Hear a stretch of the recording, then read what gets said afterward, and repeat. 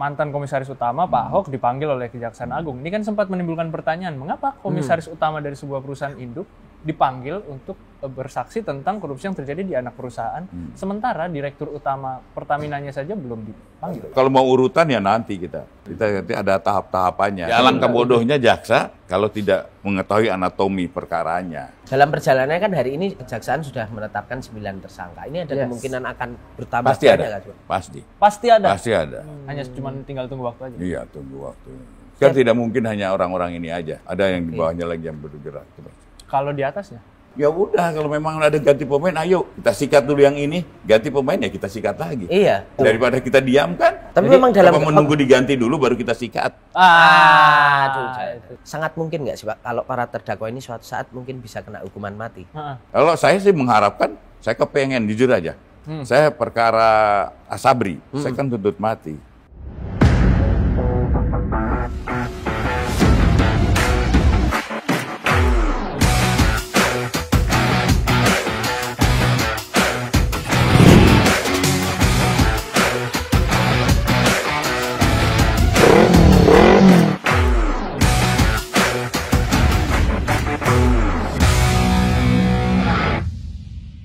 Sahabat Kompas.com, bertemu lagi bersama saya Tatang Guritno. Saya Vittorio. Di acara kelas WHET Kompas.com, gaspol ngobrol gas pasti nampol.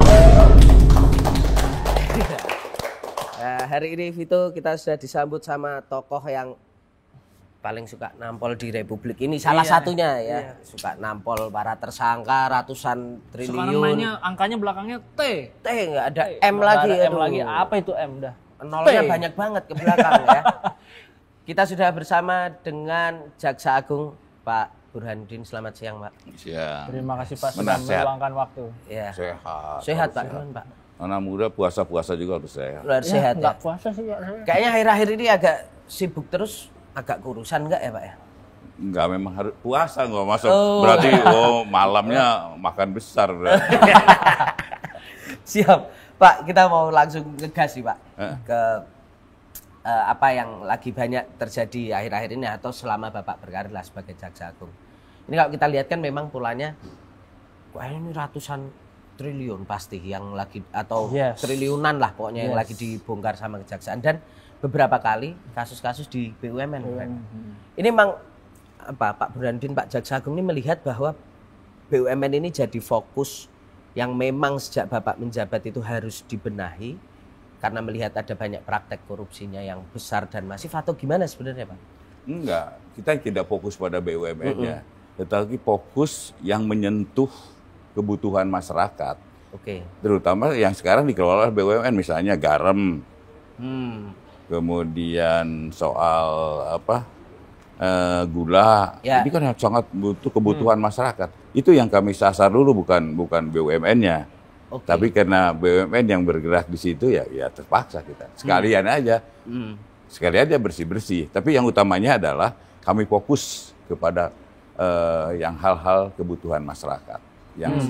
Memang fokusnya situ. Bahwa kemudian sebelumnya itu ada berita bahwa Pak Menteri BUMN, Pak Erick Thohir itu di balik layar katanya banyak melaporkan dugaan korupsi ke Kejagung.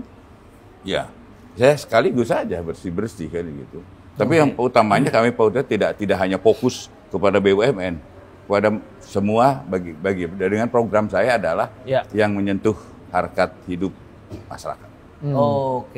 Karena jadi yang hajat hidup. Jadi itu dulu yang dibenain gitu. Pak, bahwasannya kita lihat dari Jiwasraya, Asabri, terus Timah, terus kemarin berapa T, terus sekarang Pertamina juga. Ini kalau dari Kejagung melihatnya, apakah memang selama ini kalau kita lihat helikopter view-nya terkait korupsi di Indonesia, memang apakah ada celah atau mungkin tata kelola yang harus betul-betul dibenahi dari sektor BUMN kita, karena kerugiannya nggak main-main nih selama ini. Dari yang sudah ditangani oleh Kejagung, di mana celah-celah itu? Betul, jadi ada celah-celah begini. Kami ini bukan hanya menindak, ya, represif, tapi preventif juga. Kami pencegahan. Artinya begitu selesai, kita kayak misalnya Jiwasraya. Begitu kita tindak, kita tahu kan, jadi ini kelemahan-kelemahannya. Maka kelemahan-kelemahannya kita bekerjasama lagi dengan Kementerian BUMN untuk tata kelolanya kita benahin. Garuda juga demikian. Ya. Oh iya. Itu kita benahi itu. Karena saya tidak akan menyentuh suatu institusi atau mungkin korupsi kedua kali. Saya mengharapkan satu kali saya tindak perbaiki. Karena kalau enggak ya nggak habis-habis. Oke. Tapi kalau dapat menyebut mungkin 2 atau 3 persoalan mendasar dari tata kelola BUMN yang menyebabkan kerugiannya sampai fantastis itu, apa yang ditemukan Kejagung? Kalau boleh menyebut contoh. Kalau saya sistem pengawasannya. Oh, sistem pengawasan kita masih yang lemah. ini apa? Lemah ya. Oke. Kelemahan itu apa yang terjadi yang Pak Jaksa Agung lihat bahwa sistem ini akhirnya tidak berjalan dengan baik, Pak? Apakah karena pemain-pemainnya memang akhirnya yang tinggi-tinggi semua, pemain kakap semua atau gimana tuh, Pak? Enggak juga. Kami juga tidak terus memfokuskan pada yang kakap-kakap. Enggak lah, semua kita sasar kok. Sampai sekarang pun yang ada yang kerugiannya puluhan juta, bukan puluhan juta lah kami enggak ini, ratusan juta gitu. Kami akan lemparkan misalnya dalam rangka pemberdayaan daerah, kami misalnya tindak pidananya di mana kita kasihkan ke daerah. Jadi kami tetap aja tidak terus, udah Jadi memang sebenarnya bukan emang sengaja cari yang T aja nih. Enggak. Yang gitu. Semua yang informasi yang masuk kita kembangkan, kita lakukan penyidikan. Oke.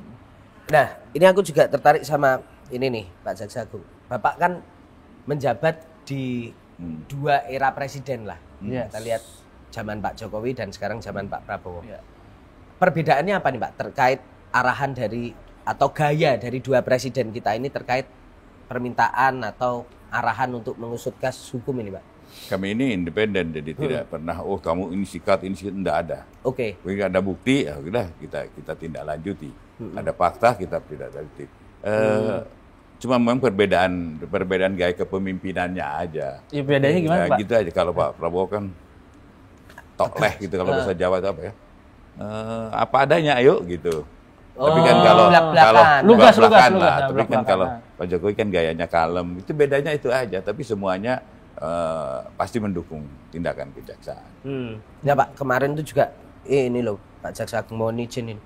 Netizen di X itu sampai lihat kasus korupsi kita itu sedih banget karena di total itu bisa buat beli klub di Eropa sana banyak banget. Ini kan apalagi untuk beli kerupuk, numpuk ketutup Indonesia dengan kerupuk. Beli Indodol satu Indonesia lengket itu. Nah itu Pak, itu kan artinya jadi satu concern dan bahkan ada beberapa diskusi bahwa katanya memang akar masalah kita dari ratusan tahun lalu itu adalah persoalan korupsi. Itu benar nggak sih Pak? Dan Bapak benar. Gitu dan ya? Bahkan Pak Prabowo ini hasil penelitian Pak Prabowo itu 30% APBN itu bocor.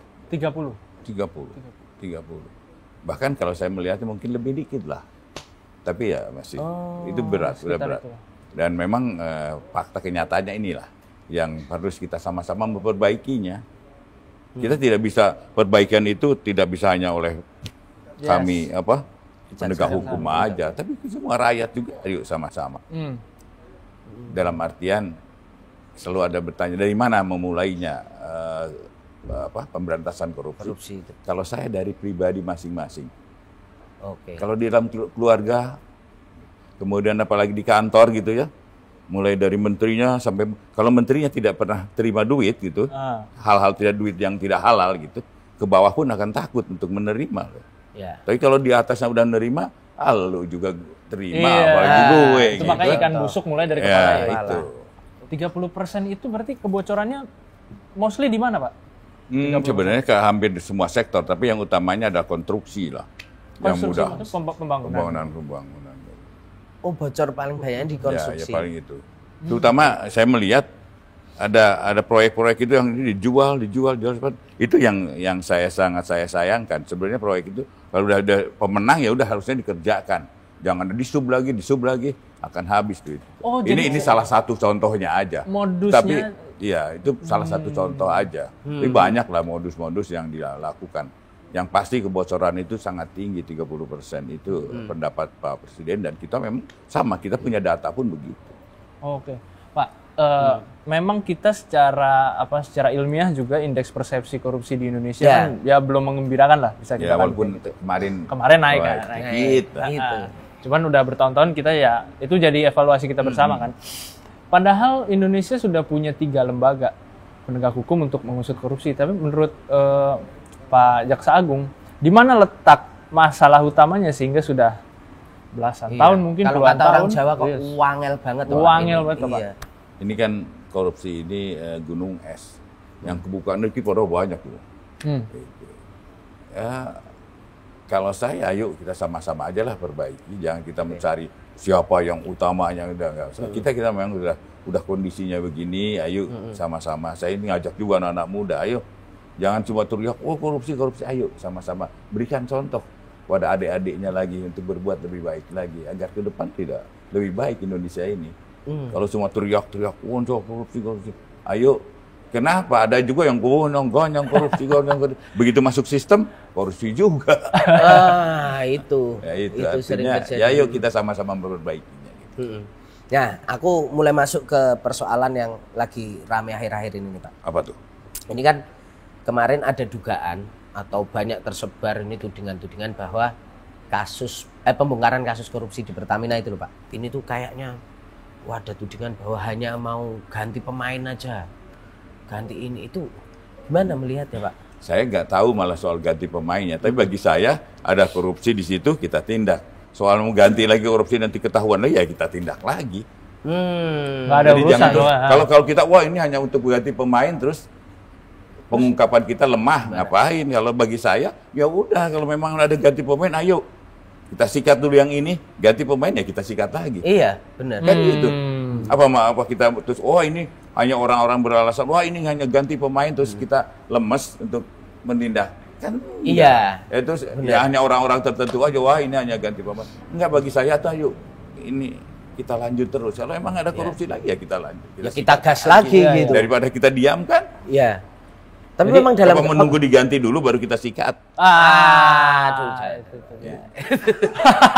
Keluar juga. Pak, tapi emang gini Pak, kalau kita melihat itu kan situasi pengungkapan kasus korupsi dengan jumlah yang sangat fantastis itu kan biasanya melibatkan, kita sebut mafianya itu gede.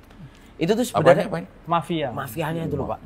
Mafioso. Nah itu gimana Pak cara kemudian kejaksaan juga kemudian melawan itu? Banyak nggak sih Pak sebenarnya tantangan yang kemudian pressure yang pasti sekarang perlawanan udah banyak.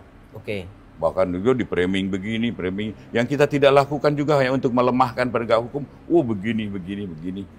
Kan gitu. Jadi ayo kita sama-sama lah sadar diri, kita sama-sama yuk kita tegakkan, kita cintailah negeri ini. Ayo berantas sama-sama gitu. Harusnya kan kami disupport lah. Kami ini punya data ini kan enak daripada ngoceh aja gitu loh. Ya benar-benar. Pak, tapi kasus korupsi Pertamina ini kan migas Pak ya. Keuntungannya dan kalau kerugian kita gede, keuntungan mereka besar tuh, ya kan? Apakah memang kasus ini menjadi salah satu kasus yang paling menantang lah, paling susah untuk diungkap? Ya untuk sampai hari ini. Oh iya, dibandingin sampai hari ini gitu. Sampai hari ini? Iya. Apa Pak tantangan paling beratnya tuh? Tantangan paling berat untuk mengungkap aja, gimana mengungkap? Karena ini kan udah berjalan lama nih. Ya. 2018 sampai 23 kan udah lama. Kita mengungkap yang lama ini kan yang mungkin data-datanya saksinya mungkin udah ada yang mati atau mungkin alat-alat buktinya juga mungkin ada yang hilang kan. Ini yang tantangan menjadi tantangan itu. Karena constraint waktunya itu memang sudah kan bisa aja yang namanya menakal ya udah sekali begitu selesai dibuang lah. Iya, barang bukti udah pada diamankan semua ya. Nah, tapi dibalik semua itu Pak, dari banyak kasus yang kemudian diungkap oleh Kejaksaan Agung. Ini aku tuh pengen tahu Pak Jaksa Agung ini gimana caranya kemudian selalu memunculkan motivasi dari untuk anak buah gitu. Karena di awal-awal Bapak masuk tuh kan aku sempat ngikutin Bapak tuh, yang disampaikan Bapak berulang-ulang tuh adalah ayo kembalikan marwah kejaksaan, ayo ini. Nah, setelah berjalan kemudian dapat TT itu tadi, Pak. Nah, itu kan juga butuh ini lagi. Yang pasti saya selalu membangkitkan semangat anak-anak, ayo kita bekerja terus untuk mengungkap hal-hal yang demikian. Karena tanpa rasa daya juangnya udah lemes, ya udah pasti lepas. Tapi insya Allah lah, kita lihat kan adanya penilaian tentang kepercayaan masyarakat. Ya. Itu kan naik. naik. Itu saya bilang, ayo kita sudah diterima oleh masyarakat. Ayo kita pertahankan, lalu kita lebih lagi, ayo kita tingkatkan. Karena apa? Semangatnya akan tambah. Iya, benar. Itu. Tapi ketika Pak Jaksa Agung masuk ke sini sebagai Jaksa Agung, hal pertama yang dilakukan untuk pertama mungkin mengubah citra Kejagung di masyarakat, yang kedua juga bagaimana apa sih langkah pertama yang Bapak lakukan untuk membuatnya lebih bertaji? Manusianya. Oh, perbaikan sumber daya manusia. Itu yang utamanya. Begitu masuk saya kembali ke kejaksaan. Dulu kan saya di kejaksaan, kemudian saya kembali lagi. Yang saya benahi adalah sumber daya manusianya. Emang ada masalah apa, Pak, dengan sumber daya manusia kita waktu sebelumnya? itu? Ya, pertama ya tentunya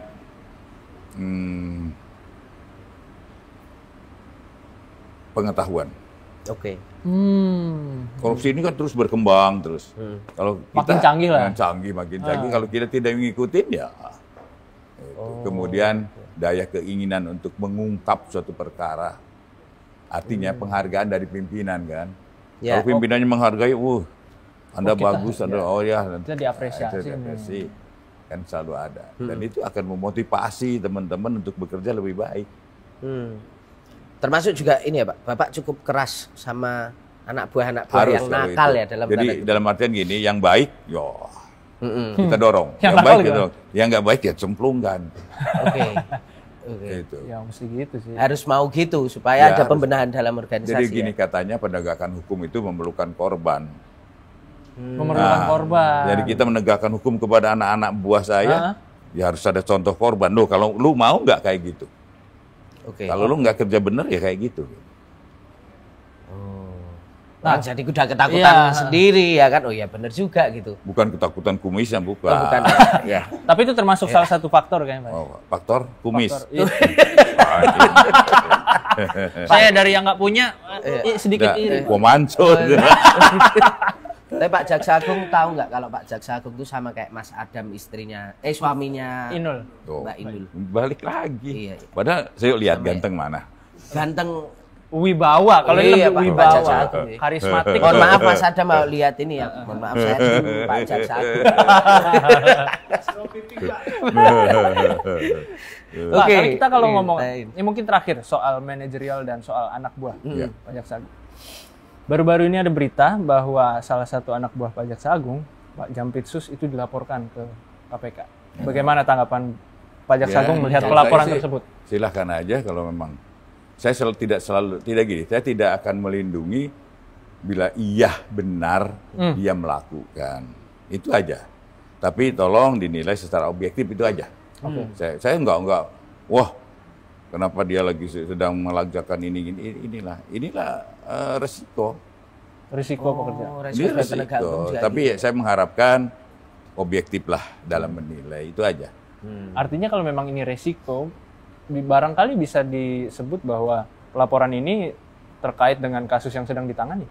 Ya, kalau dia memang nakal, ya terserah, saya nggak akan melindungi. Kalau nakal.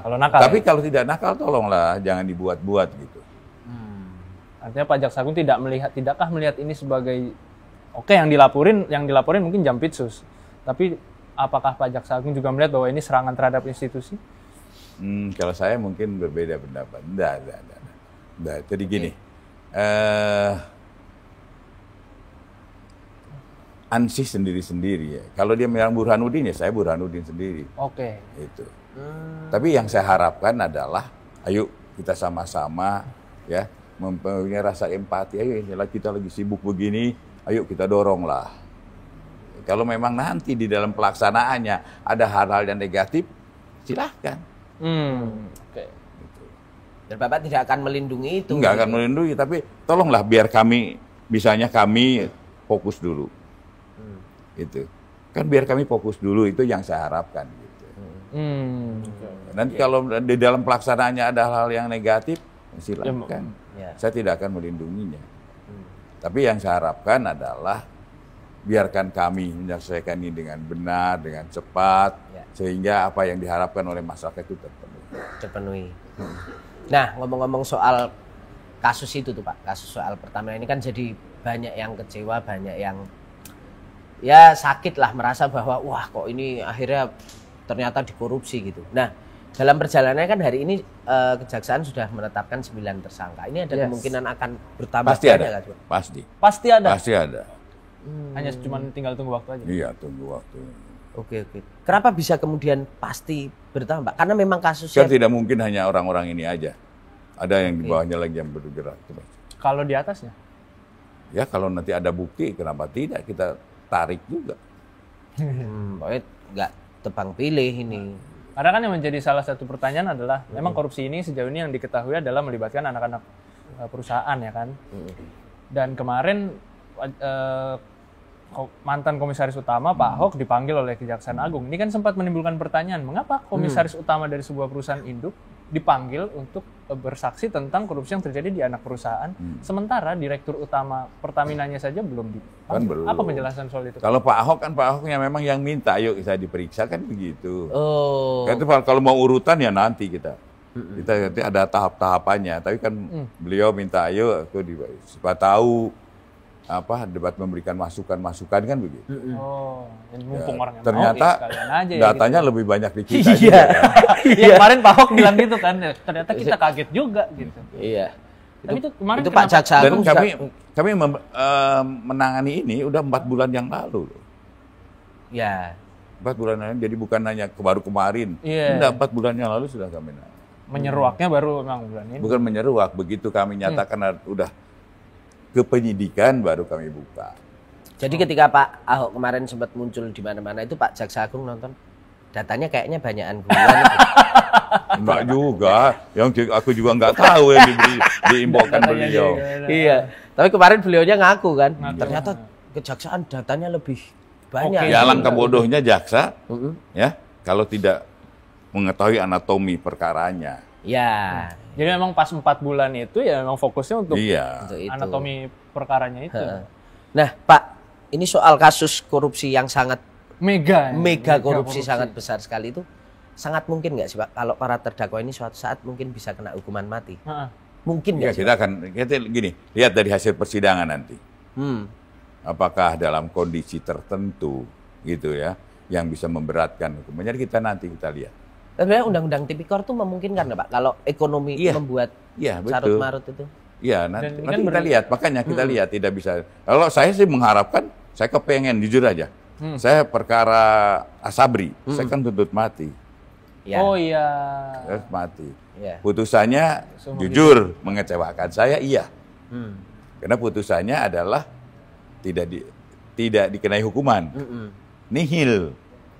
Iya, Karena udah selesai di Jiwasraya. Karena Jiwasraya diputus, Jiwasraya itu seumur hidup. Iya, seumur hidup. Kan tidak mungkin seumur hidupnya 2 kali. Ya, nggak mungkin nambah ya 2 kali. Masa di alam baka sana masih dimintain lagi lanjutan. Pak, tapi emang seberapa penting untuk menuntut dengan pidana mati, Pak? Apakah memang itu Pak Jaksa Agung masih meyakini bahwa itu memang satu-satunya cara untuk membuat orang tidak lain juga. takut? Tidak juga. Jadi kita masih ada penelitian juga ya. Apakah dengan hukuman mati akan membuat jerah? Ya kita harus ada penelitian. Tapi saya mengharapkan setidak-tidaknya yang melakukan itu akan berbuat mikir gitu. Oh, ketika dia belum melakukan udah Ya mikir dulu lah. hati-hati. Gitu. Dan sebenarnya hukuman itu bukan, ya inilah kadang-kadang masyarakat. Hukuman itu ada yang hukuman lebih berat dari itu. Kalau dihukum keluarga, anaknya. Ya. Mungkin suatu saat anaknya udah mau kawin, oh ini ya Anaknya ternyata ini besannya misalnya, Ya. oh ternyata anaknya dulu koruptor itu. Nah, itu kan udah hukuman. Kemudian anaknya di sekolah dibully. Ya. Jadi hukuman itu lebih berat sebetulnya. Daripada hukuman. Ya bukan daripada hukuman mati, ini lain lagi. Ya. Gitu. Nah, bukan dihukum. Seseorang dihukum itu sebenarnya sangat berat, terutama untuk anak-anak istrinya. Jadi ya lebih baik hati-hati daripada Ya, daripada hukuman gitu kan yang Pak. malu anakmu Menanggung malu, gitu. iya. Anakmu malu, istrimu malu, mungkin besanmu malu, keluargamu malu, dengan tetangga apapun. Ya jangan berbuatlah. Ya, ya. Oke, Pak. Ini aku juga penasaran soal ini, Pak. Bagaimana Pak Jaksa Agung ini menahan serangan-serangan intervensi politik gitu ketika dalam proses pengungkapan kasus? Karena kita tahu bisa jadi aktor-aktor ini juga punya hubungan kan, Pak? Ya, jaringan lah. Ya pinter-pinter aja. Dan nyatanya saya selalu lolos dari tekanan itu aja. Oh, oke. Ini resepnya tuh Pak. Iya, resepnya Rahasia dikit lah dapur, untuk mungkin bocorin teman-teman. dikit, Pak. Misalnya ada Siapa- jaksa baru. Resepnya Misalnya begini, ada anak resepnya muda harus yang- kita tahu, ini loh perkara itu Pak, ini begini, ini loh fakta-fakta yang ada, ini loh keterlibatan orang, itu kita terangkanlah secara baik, saya yakin akan mengerti. Tapi kalau politisi itu kan Iya, kadang kan telepon punya- Pak Jaksa Agung, ketua tolong dibantu lah. Itu jawabnya gimana? Aku orang ngomong nol ya. Misalnya aku nih politisi, telepon Pak Jaksa Agung. Enggak lah. Ketua, tolong Coba dibantu. sekarang pun udah mulai bagus. Mereka Oh, kayaknya artinya juga, nggak iya. ini, Enggak kayak dulu lagi. Karena Kalau dulu halu-halu tuh Pak. enggak, karena nomornya Pak Jaksa Agung di airplane mungkin ya di cara. Ya oke. Pak, Ya. ini Kejaksaan Agung sekarang juga punya badan baru. Hmm. Badan Pemulihan Aset. Hmm. Ini kan sempat menjadi apa namanya? Kemarin sempat ada yang demo juga tuh bahwa Kejaksaan Agung dianggap tidak transparan, sudah mengusut kasus korupsi dengan kerugian Ya. ratusan T, tapi pemulihannya dan perampasannya kemana dan seberapa? Itu harus jujur aja itu kelemahan. Oke. Kelemahan kami sebenarnya kalau bapak-bapak, adik-adik lah. Iya lah. Adik-adik masih muda lah. Adik-adik tahu gitu ya. Selalu diumumkan kok. Pengumuman misalnya pelelangan ini, ya. Kemudian Kementerian Keuangan kan punya target. Ya. Target itu PNBP. Oke. PNBP. Kita PNBP-nya selalu tinggi terus. Artinya memang di situ. Cuma kita memang tidak diupdate gitu. Mungkin ke depan nanti pas masalah saya akan minta komunikasi Pak aja Kapus, kita buka lah. Iya. Tadinya kita saya pikir di Kementerian Keuangan kan di dalam data yang ada di Kementerian Keuangan itu udah laporannya. terlihat gitu. Ya cuman mungkin publik nggak banyak tahu ya, Pak, soal Ya, itu nanti asetnya. saya akan minta Pak Kapus Kapus nanti ini ya. dibuka. Pak Harli ini. Pak Harli langsung mikir Pak ini Harli di langsung belakang kamera. langsung liatin saya, Pak. Kan saya. Siap. Nanti ketularan. Pak Harli itu Ya. dulu pada waktu kesini, ya rambutnya putih semua. Sekarang udah mulai hitam. Artinya memang dia menguasai pekerjaannya. Langsung lega lagi. Oke. Ini dah. Pak, ini pertanyaan closing Terakhir. karena kita udah Dan mendekati terakhir, waktu Jumatan nih, Pak. Kejaksaan Agung dianggap sekarang dikdaya banget untuk mengungkap kasus-kasus yang tadi.